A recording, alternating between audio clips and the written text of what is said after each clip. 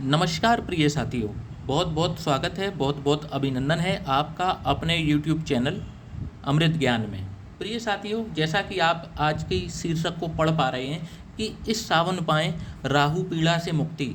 जी हाँ साथियों, इस वीडियो के माध्यम से आज आपको पता चलेगा कि राहु जनित पीड़ाएँ क्या हैं, राहु किस भाव में बैठ करके क्या पीड़ा देते हैं और उसके उपाय क्या हैं। आज इस वीडियो के अंत में हम उन उपायों के बारे में भी चर्चा करेंगे। प्रिय साथियों, जैसा कि हम सभी जानते हैं कि राहु और केतु एक छाया ग्रह हैं। राहु को ड्रैगन्स हेड बोला जाता है, इसमें विष होता है, और जो केतु होते हैं ये ड्रैगन्स टेल होते हैं, मतलब सांप की पूंछ। कहने का मतलब है कि राहु जिस व्यक्ति को पीड़ित करता है वो दिमाग पर असर डालता है, व्यक्ति को भ्रमित करने का कार्य करता है और व्यक्ति से गलत कार्य कराता है अपनी महादशा और अंतर्दशाओं में। और जब व्यक्ति वो गलत कार्य कर लेता है तो वो दशाएं समाप्त होने के बाद भी इसका असर रहता है, क्योंकि जो राहु के समय डिसीजंस लिए गए थे वो राहु की महादशा के समय जो डिसीजंस लिए गए थे उन पर बाद में भी जा कर के व्यक्ति को पछताना पड़ जाता है। कई बार ये भ्रमित करते हैं, अननेसेसरली लोगों का पैसा खर्च करवाते हैं, जातकों का पैसा खर्च कराते हैं और उनको कई बार तो कर्ज तले भी डुबा देते हैं अपनी दशा अंतरदशा में। साथियों, एक एक करके हम लोग पहले ये जान लेते हैं कि कुंडली के विभिन्न 12 भावों में राहु कैसा फल देते हैं। इसके बाद में इसका हल क्या है उसके बारे में हम चर्चा करेंगे। तो साथियों, देर ना करते हुए हम अपने वीडियो की शुरुआत करते हैं और जान लेते हैं कि जब भी राहु लग्न में किसी भी, अब आपकी कुंडली किसी भी लग्न की हो, किसी भी राशि की हो, इससे हमारा मतलब नहीं है। हमारा ये एक रिसर्च है ज़बरदस्त, जो हमने कई कुंडलियों पर शोध किया है। हम प्रतिदिन 30 से 40 कुंडलियों का विवेचन करते हैं, उनकी गणना करते हैं, विश्लेषण करते हैं। तो आप यकीन नहीं करेंगे कि हमारी की हुई कुंडलियों के विश्लेषण में 100% में से 80% जो कुंडलियां आती हैं, आप देखेंगे कि मैंने ये अपने शोध में पाया है कि उन जो व्यक्ति अपनी कुंडली दिखाएंगे उन पर राहु की या तो महादशा चल रही होगी या अंतरदशा चल रही होगी, और अत्यंत पीड़ित होकर के, अत्यंत परेशान होकर के ही वो अपनी कुंडली का विश्लेषण कराते हैं और 80% मामलों में राहु जनित पीड़ाएं ही निकल करके आती हैं। तो साथियों, आज दिमाग में विचार आया कि क्यों ना इस टॉपिक पर एक वीडियो बना दिया जाए जिससे कि आप सभी दर्शक लाभान्वित हो सकें। तो साथियों, राहु जब भी लग्न में विराजमान होते हैं तो क्या परिणाम दिखाएंगे। तो जब भी लग्न में राहु विराजमान होता है तो आप देखेंगे कि ऐसा व्यक्ति कुछ अपने दिमाग का ज़्यादा ही प्रयोग करने लग जाता है, और प्रयोग भी कैसा करेगा, ज़्यादातर मामलों में वह गलत प्रयोग ही करता है। मतलब उसका जो दिमाग लगाना होता है वो गलत दिशाओं में दिमाग लगाता है। अब आप एक चीज़ देखिए, लग्न में राहु जब भी विराजमान होगा ऐसा व्यक्ति झूठ भी इतनी सफाई से बोलता है कि आपको शायद सच से भी ज़्यादा उसके झूठ पर यकीन आ जाए। ये सबसे बड़ी पहचान है। राहु जब भी लग्न में विराजमान होगा तो व्यक्ति का झूठ भी उसके सच से ज़्यादा सच सामने वाले को लगने लगता है। अगर इसको राजनीतिक भाषा में अगर मैं कहूँ तो किसी बात का प्रोपोगेंडा कैसे बनाना है, ये लग्न में राहु वाले से बेहतर कोई नहीं जान सकता। इसीलिए अब हमारे देश में जितने भी बड़े रणनीतिकार हुए हैं, राजनीति के धुरंधर हुए हैं, कहीं ना कहीं उनके लग्न में राहु विराजमान देखे गए हैं। ऐसा व्यक्ति किसी से भी पंगा ले लेता है, उसको ये पता भी नहीं होता, और पता हो भी तो उसे कोई फर्क नहीं पड़ता कि सामने वाले में कितनी पावर है, वह कितना बिगाड़ सकता है। उसे केवल पंगा लेना है तो लेना है। हकीकत से बिल्कुल बेपरवाह होते हैं, मतलब झूठी दुनिया में जीते हैं, हकीकत में नहीं जीते, झूठी दुनिया में जीते हैं, और इनका वर्तमान से कोई लेना देना नहीं होता। हमेशा भविष्य के सुनहरे सपनों में खोया रहना पसंद करते हैं। तो साथियों, लग्नस्थ राहु के हमने जो अपनी रिसर्च पाई है, हमने जितने भी शास्त्रों का अध्ययन किया है, लग्नस्थ राहु कुछ इस प्रकार के ही फल प्रदान करते हैं। यदि इसके अलावा भी कोई है तो आप कमेंट बॉक्स में आकर के कमेंट जरूर करिएगा, हमारा उत्साहवर्धन करते रहिए। इसके बाद में राहु जब भी द्वितीय भाव में विराजमान होते हैं, जो धन कुटुंब और वाणी का भाव है, जब भी राहु यहाँ विराजमान होते हैं तो सबसे पहली चीज़ तो देखेंगे कि ऐसे व्यक्ति का जो भाग्योदय है, ये राहु इनको बहुत दूर ले जा कर के करवाता है। मतलब इनका जो जन्म स्थान होता है, इनको अपने जन्म स्थान को त्यागना पड़ता है अपने जीवन में, और इनको बहुत दूर जा कर के ही सफलता का स्वाद चखने को मिलता है। और यदि ये अपने जन्म स्थान पर ही बने रहते हैं तो इनका कभी भी प्रॉब्लम सॉल्व नहीं होगा, और इनका भाग्य जो है वो कभी भी उदय नहीं होता। कुंडली मिलान करके ही इनको विवाह करना चाहिए। यदि ये कुंडली का मिलान नहीं करते हैं तो संतान या तो इनको देर से होती है, या फिर संतान से संबंधित कोई ना कोई पीड़ा इनको जीवन भर बनी रहती है। इनका स्वयं का परिवार इनका साथ देना तो दूर, इनसे दुश्मनी मोल लेकर के बैठा रहता है। यह जितने कटु वाणी के नज़र आते हैं आपको, ये आपको लगता है कि अरे ये व्यक्ति कैसी बातें कर रहा है, बल्कि ये दिल के बहुत साफ व्यक्ति होते हैं। तो राहु जो हैं द्वितीय भाव में इस तरीके के परिणाम दिखाते हैं। अच्छा, एक चीज़ मैं आपको बता दूं कि राहु की जो मित्र लग्न होती हैं उनमें राहु इतना ज़्यादा पीड़ित नहीं करते। द्वितीय भाव में अगर इनकी मित्र लग्न है, जैसे मान लीजिए कन्या लग्न इनकी मित्र लग्न होती है, यहाँ तुला राशि पड़ेगी। यदि कन्या लग्न है अगर, तो तुला राशि में जाकर के यहाँ ये धन संबंधित बहुत अच्छे परिणाम दिखाएंगे। यहाँ अगर विपरीत लग्न है, जैसे मंगल की लग्न हो, सूर्य की लग्न हो, चंद्रमा की लग्न हो, तो यहाँ ये धन से परेशान करेंगे। परंतु यदि इनकी मित्र लग्न है तो यहाँ अपार धन देने का कार्य भी करते हैं। ये भी आपको देखना पड़ेगा कि राहु किस लग्न में बात चल रही है। शनि की लग्न, शुक्र की लग्न, बुध की लग्न, इन 3 लग्नों में राहु के अच्छे परिणाम ही देखने को मिलते हैं, जब तक उनकी पोजीशन बहुत ज़्यादा खराब ना हो तब। अब बात कर लेते हैं राहु जब भी तृतीय भाव में विराजमान हो तो क्या परिणाम दिखाएंगे। तो ऐसे व्यक्ति जिसका राहु तृतीय भाव में विराजमान होता है, व्यक्ति अपने जीवन में अनुशासन को बहुत गहराई से पालन करता है, और वह अपने दोस्त भी ऐसे लोगों को ही बनाता है जो अनुशासन का पालन करते हों।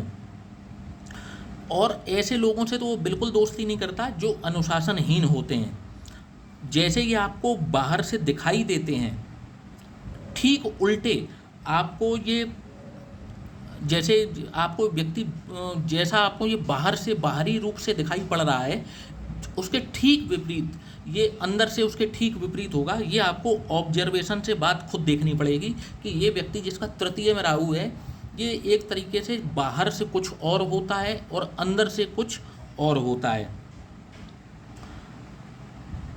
इनका जो भी भाग्योदय है वो भी जन्म स्थान से बहुत दूर जा कर के होता है। पढ़ने लिखने का इनको बेहद शौक होता है। एक तो अनुशासन प्रिय होते हैं, पढ़ने लिखने का बहुत शौक होता है, और जब भी इनको समय मिलता है ये लाइब्रेरी में जा कर के कुछ किताबें पढ़ना पसंद करते हैं, या अपने घर में ही कुछ छोटी मोटी लाइब्रेरी को, किताबों को मेंटेन करके रखते हैं। और जब भी इनको समय मिलता है तो ये किताबों के साथ समय बिताना पसंद करते हैं। भाइयों के सामने न जाने इनके साथ ऐसा क्या हो जाता है कि भाइयों के सामने ये लाचार हो जाते हैं। अपनी सही बात भी अपने भाई बहनों से ये मनवा नहीं पाते। भाई बहनों के सामने इनको बेबस देखा गया है। अब बात करते हैं यदि राहु चतुर्थ भाव, जो कि सुख का भाव है, जब भी राहु यहाँ पर विराजमान होंगे तो क्या परिणाम दिखाएंगे। तो जब भी राहु चतुर्थ भाव में विराजमान होते हैं तो आप देखेंगे कि ऐसे व्यक्ति जो भी है जिसका राहु चतुर्थ भाव में है, ऐसे व्यक्ति की आप एक इच्छा को पूरा कर दीजिए तो दूसरी इच्छा को पूरा कर दीजिए तो तीसरी, फिर चौथी। कहने का मतलब एक के बाद एक। ऐसा व्यक्ति जो है अपनी इच्छाओं से कभी भी सेटिस्फाइड नहीं होता, कभी भी अपने सुखों से जो उसको जीवन में प्राप्त हो रहे हैं उनसे कभी भी सेटिस्फाइड नहीं होता। क्योंकि देखिए ये सुख का भाव है, और ये जो प्लैनेट हैं ये डिससेटिस्फैक्शन के प्लैनेट होते हैं, राहु और केतु। मतलब ये जहाँ पर भी बैठते हैं उस भाव से संबंधित आपको कुछ ना कुछ डिससेटिस्फैक्शन देते ही देते हैं। तो यहाँ पर जब भी राहु विराजमान होंगे तो सुखों में डिससेटिस्फैक्शन, आपको प्रॉपर्टी में डिससेटिस्फैक्शन, ये डिससेटिस्फैक्शन की जो भावना है वो आपको बनी रहती है। दुखों को खोज कर निकालना इनकी फितरत में होता है। कहीं अच्छा भला माहौल हो, आप इनको ला करके खड़ा कर दीजिए, ये वहाँ से भी खुशनुमा माहौल में से भी दुख को खोज करके निकाल लेंगे। ये इसमें माहिर होते हैं। और यदि बात की जाए तो दूसरों की गलती निकालना, किसी अच्छे कार्य में गलती कैसे निकाली जाती है, आप इनको इनवाइट करिए, ये आपको निकाल करके पकड़ा देंगे। और सुख के माहौल में दुखी कैसे हुआ जाता है, ये इन्होंने इस विषय पर भी पीएचडी कर रखी होती है। कहीं बहुत खुशी का माहौल चल रहा हो और उसमें दुखी कैसे रहा जाता है, इस पर इनको पीएचडी प्राप्त है, मतलब जन्मजात पीएचडी प्राप्त है। माता से भी इनको किसी न किसी प्रकार की या तो परेशानी या मतभेद या कष्ट जरूर मिलता है। अब साथियों बात कर लेते हैं, राहु जब भी पंचम भाव में विराजमान होते हैं तो क्या परिणाम दिखाएंगे। तो जब भी राहु पंचम भाव में विराजमान होते हैं तो ऐसे व्यक्ति को पेट से संबंधित कोई ना कोई रोग हमेशा बना रहता है। दवाइयाँ थोड़े दिन काम करती हैं, कारगर होती हैं, बाद में दवाइयाँ कार्य करना बंद कर देती हैं। हमेशा अनिर्णय की स्थिति, कहने का मतलब है कि हमेशा जो है ये इनडिसीजन रहते हैं कि कोई काम करना है कि नहीं करना है, कंफ्यूज रहते हैं, मतलब कभी भी किसी नतीजे पर पहुंचने में इनको काफ़ी वक्त लग जाता है, इनडिसीजन रहते हैं। और देखेंगे कि जब इनको निर्णय लेना होता है तब ये हाथ पे हाथ रखे बैठे रहते हैं, और जब उस कार्य को करने की आखिरी डेट आ जाती है तब इनकी उड़ती हैं हवाइयाँ, और या जब तक इनकी जान पर बनना आए, नौकरी पर बनना आए, तब तक ये निर्णय नहीं लेते किसी भी कार्य का, और काम को हमेशा टालते रहने की इनकी आदत होती है। और जब उसकी लास्ट डेट आ जाएगी तो इनकी हवाइयाँ निकल जाती हैं, और इसी आलस्य के कारण, इसी देरी के कारण ये जीवन में कई बार जो हैं वो महत्वपूर्ण अवसर खो बैठते हैं। कई बार मेहनत ये व्यक्ति करता भी है, परंतु मेहनत का इनको फल बिल्कुल भी नहीं मिल पाता, या मेहनत का इनको 1/4 फल ही प्राप्त होता है। पैतृक संपत्ति इनको जरूर मिलती है पर उसको भी ये नष्ट कर बैठते हैं। अब बात कर लेते हैं, राहु जब भी छठवें भाव में विराजमान हो तो क्या परिणाम दिखाएंगे। तो जब भी राहुदेव इस हाउस में विराजमान होते हैं, जो कि रोग, रिपु और ऋण का भाव है, तो ऐसा व्यक्ति धन संचय जरूर करता है। और एक बात है, धन संचय करता है लेकिन गलत तरीके से धन संचय करता है। स्वयं ये कला का प्रेमी होता है, साहित्यकार होता है, या इसको कवि हृदय होता है, कविताएं लिखने का, पढ़ने का या सुनाने का ऐसे व्यक्ति को बड़ा ही शौक होता है। यहाँ बैठा व्यक्ति एक बहुत बड़ी खासियत लेकर के आता है, और वो है कि चाहे इनके कितने भी बड़े शत्रु क्यों ना हो, कितने भी बड़े शत्रु क्यों ना हो, इनके आगे घुटने टेक ही देते हैं। प्रबल शत्रु हंता योग राहु यहाँ पर बनाते हैं। ऐसे व्यक्ति बिजनेस करते हैं तो बिजनेस में भी इनको ज़बरदस्त सफलता हासिल लगती है, और ऐसे व्यक्ति यदि कंपटीशन के क्षेत्र में भी उतरते हैं तो कंपटीशन में भी ये अपना झंडा गाड़ करके ही आते हैं। अब बात कर लेते हैं, राहु जब भी सप्तम भाव में विराजमान हो, जो कि रिलेशनशिप का भाव है, आपकी शादी विवाह का भाव है, जब भी राहु सप्तम भाव में विराजमान होंगे तो क्या परिणाम दिखाएंगे। तो साथियों, सप्तम भाव में विराजमान राहु आप देखेंगे कि यहाँ पर एक समस्या जरूर पैदा करते हैं कि यदि कुंडली मिलान करके विवाह ना किया जाए तो आप देखेंगे कि यहाँ पर विराजमान राहु दाम्पत्य जीवन में कड़वाहट लेकर आते ही आते हैं। ये बात बिल्कुल खरी है, 1000% बिल्कुल सही बात है, 1000% बिल्कुल सही बात है कि राहु यदि सप्तम भाव में विराजमान है तो ऐसे व्यक्ति को वैवाहिक जीवन में जबरदस्त समस्याओं का सामना करना पड़ जाता है, पहली चीज। और अगर देखा जाए तो कई बार तो मामला जो है वो तलाक तक भी पहुंच जाता है। बात छोटी छोटी बातों से शुरू होती है और फिर वो बहस के साथ मन में कड़वाहट के बाद में बात जो है वो तलाक तक भी पहुंच जाती है इनकी। ऐसे व्यक्तियों को जो है वो व्यापार नहीं करना चाहिए। यदि ये व्यापार करते हैं तो इनको बिल्कुल सलाह दी जाती है कि व्यापार ना करें, क्योंकि व्यापार में भी आपको हानि होने के 100%, मैं 99% की बात नहीं करता, यदि आपके सप्तम स्थान में राहु विराजमान है तो आपको व्यापार में भी 100% हानि उठानी ही पड़ेगी। यही ध्रुव सत्य है और यही कटु सत्य है। और इसके बाद में ये पर्यटन के भी शौकीन होते हैं, नई जगह पर घूमते रहना इनको काफ़ी पसंद होता है। यदि ये अपना पर्यटन के क्षेत्र में अगर यहाँ पर अपना कैरियर बनाना चाहें तो इनको राहु जबरदस्त सफलता पर्यटन के क्षेत्र में दिला देते हैं, यदि सप्तम में राहु हो तो। अब बात कर लेते हैं कि जब भी राहु अष्टम भाव में विराजमान होंगे तो क्या परिणाम दिखाएंगे। क्योंकि ये त्रिक भाव है, तो आप देखेंगे कि जब भी राहु यहाँ विराजमान होंगे तो ऐसा व्यक्ति आपको देखने में कितना ही स्वस्थ लगे, कितना ही गठीला बदन आपको दिखेगा, परंतु ऐसा व्यक्ति अंदर से खोखला होता है। मतलब ऐसे व्यक्ति जो है वो अंदर से मजबूत नहीं होता। अनावश्यक इसको क्रोध आता है। देखिए, मैं जो प्रेडिक्शन कर रहा हूँ वो सिंगल राहु की कर रहा हूँ, अन्य ग्रहों की नहीं कर रहा या युति की नहीं कर रहा। सिंगल राहु अगर किसी के है तो फिर आप देखिएगा कि ऐसा व्यक्ति जो है, ऐसे व्यक्ति को अनावश्यक क्रोध आता है, बार बार क्रोध करता है और क्रोध की वजह से चिड़चिड़ापन और घबराहट इनके अंदर होती चली जाती है। यदि ये किसी मनोचिकित्सक से यदि ये सलाह ले लें तो इनको, और राहु की महादशा का यदि ये ध्यान रखें तो इनको राहु संबंधित जो पीड़ाएं हैं अष्टम भाव में वो कम हो जाती हैं। और यदि ये अपने क्रोध पर नियंत्रण कर लें तो इनकी 80% समस्याएं स्वतः ही सॉल्व हो जाती हैं। अब बात कर लेते हैं राहु जब भी नवम भाव में विराजमान हों तो क्या परिणाम दिखाएंगे। तो जब भी राहु नवम भाव में विराजमान होते हैं तो आप देखेंगे, तो जब भी राहु नवम भाव में विराजमान होते हैं तो ऐसे व्यक्तियों का जो भाग्योदय है वो भी अपने जन्म स्थान से बहुत दूर जाकर के होता है। पेट और श्वसन तंत्र से संबंधित इनको किसी न किसी प्रकार का रोग लगा ही रहता है। आप देखेंगे कि इनके जीवन में किसी का इंतज़ार करना इनके लिए सबसे मुश्किल कार्य होता है। ये किसी का इंतज़ार नहीं कर पाते या ये खाली नहीं बैठ सकते। इनको खाली बैठना इनके लिए जीवन का सबसे मुश्किल कार्य होता है।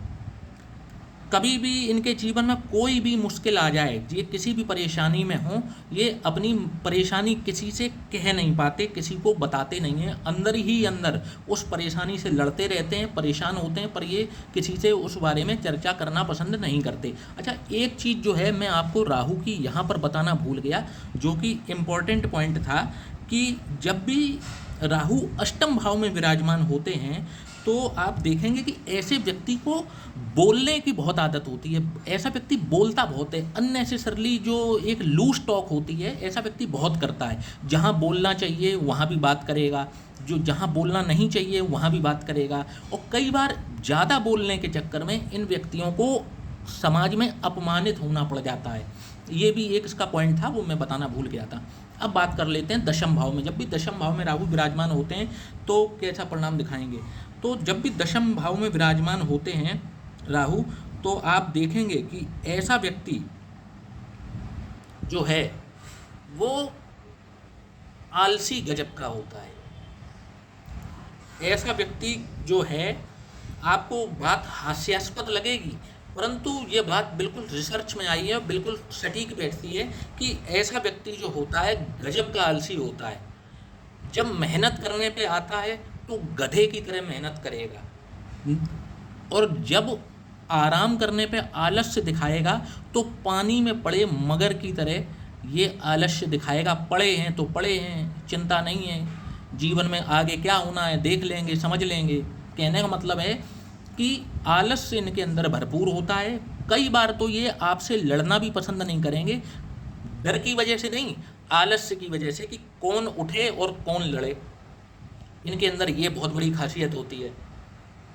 ऐसा व्यक्ति जो है वो आप देखेंगे कि हवाई किले बनाने में, लंबी लंबी हाँकने में ऐसे व्यक्ति को महारत हासिल होती है। ये चीज़ आप देखेंगे कि ऐसा व्यक्ति जो है बात बैठेगा अपने शहर में और बात करेगा अमेरिका की, पूरी दुनिया की राजनीति की बात करेगा। मतलब बातूनी होता है, बातों का बतक्कड़ होता है और अपनी बातों में ही। और इसीलिए यहाँ पर बैठा राहु जो है वो अपनी माया से जो है वो सामने वाले को प्रभावित कर लेता है।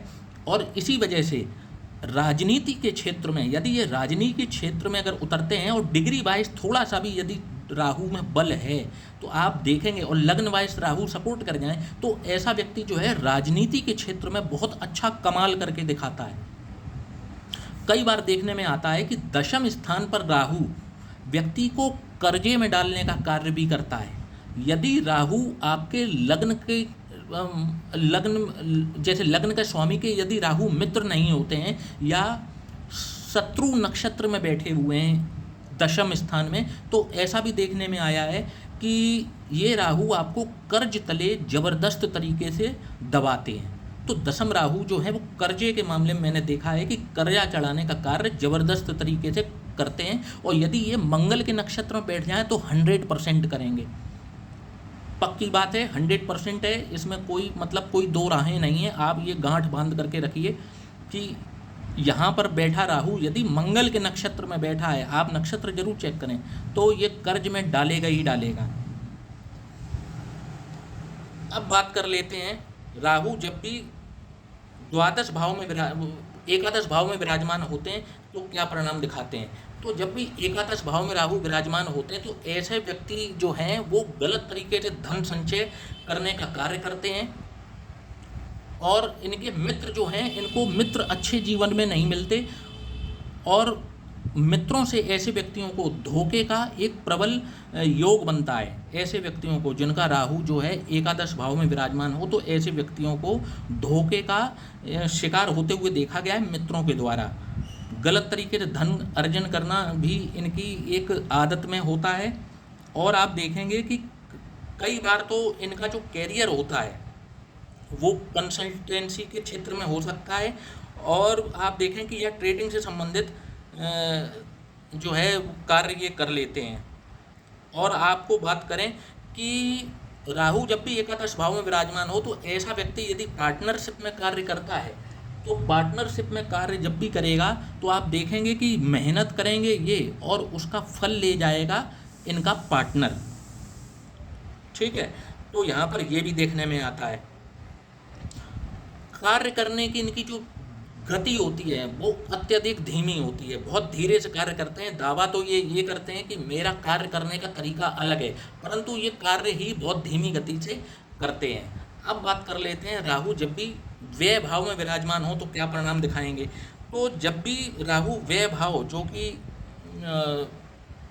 12th हाउस है, जो यहाँ से रोग को भी देखते हैं, अस्पतालों को भी देखते हैं, जेल पागल खाना सब यहीं से देखा जाता है।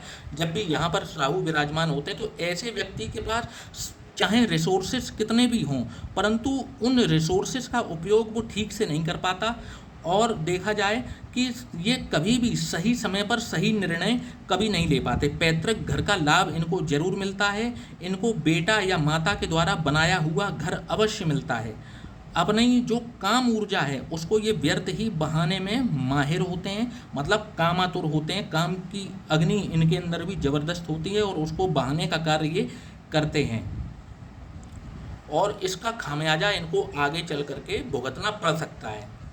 तो साथियों, आज हमने बात की राहु की कुंडली के विभिन्न 12 भावों में कैसा परिणाम दिखाते हैं। ये थोड़ा सूक्ष्म बताया है मैंने कि किस किस तरीके से पीड़ित कर सकते हैं, क्योंकि यहाँ पर हमारा एपिसोड है राहु की पीड़ा। जिनको यहाँ पर अच्छे परिणाम देखने को मिलते हैं, आप लग्न देखिए कि वो लग्न वाइज राहु उनको सपोर्ट करते हैं, तो यहाँ पर कुछ इनके फर्क जो असर हैं वो कुछ कम हो जाते हैं। अब इनकी जो पीड़ा है उसकी मुक्ति के लिए मैं बता देता हूँ। सावन चल रहे हैं, आप सावन के किसी भी सोमवार से, जो आने वाला सोमवार है, आप उसी से आप शिवालय जाना, तो शिवालय तो आपको वैसे भी जाना ही चाहिए, अपनी दिनचर्या में होना ही चाहिए, परंतु जब भी आपको राहु से यदि अत्यधिक पीड़ित चल रहे हैं तो आप शिवालय में शिव जी को तांबे के लोटे से अपना मुख उत्तर की ओर करके आप उनको जल अर्पित करें, बेलपत्र अर्पित करें शिव जी को आप, और अपनी नीयत ऐसी रखें कि मुझे राहु जनित पीड़ाओं से मुक्ति दिलाएं। ये आपको करना है सावनों में, जितने सावन के आपके दिन शेष हैं आपको लगातार ये कार्य करते रहना है। और वहीं मंदिर में आपको गणेश जी की कहीं पर भी जो मूर्ति हो, आप गणेश जी विराजमान हो, वहाँ पर आप हरी घास जिसे कहते हैं, दूब कहते हैं, आप गणेश जी के चरणों में आप उस हरी घास को अर्पित करके एक बेसन का लड्डू आप वहाँ पर उनको समर्पित करें, और उनसे हाथ जोड़कर ये याचना करें कि मुझे राहु जनित पीड़ाओं से मुक्ति मिले। आप देखेंगे, क्योंकि देखिए गणेश जी बुद्धि के देवता हैं और राहु का अटैक होता है आपके दिमाग पर, आपको भ्रम की स्थिति पैदा करता है। तो गणेश जी से आपको ये लाभ मिलेगा कि आपका बुद्धि और विवेक सही तरीके से कार्य करता रहेगा और राहु जनित पीड़ाएं जो हैं वो शिव जी की आराधना करने से बहुत जल्दी ही कटती हैं और इनके अच्छे परिणाम आपको विपरीत परिस्थितियों में आपको अच्छे परिणाम देखने को मिलते हैं। तो साथियों, आशा करता हूँ कि आपको आज का ये वीडियो पसंद आया होगा। तो चैनल को लाइक और सब्सक्राइब करना ना भूलिएगा। जय श्री राम।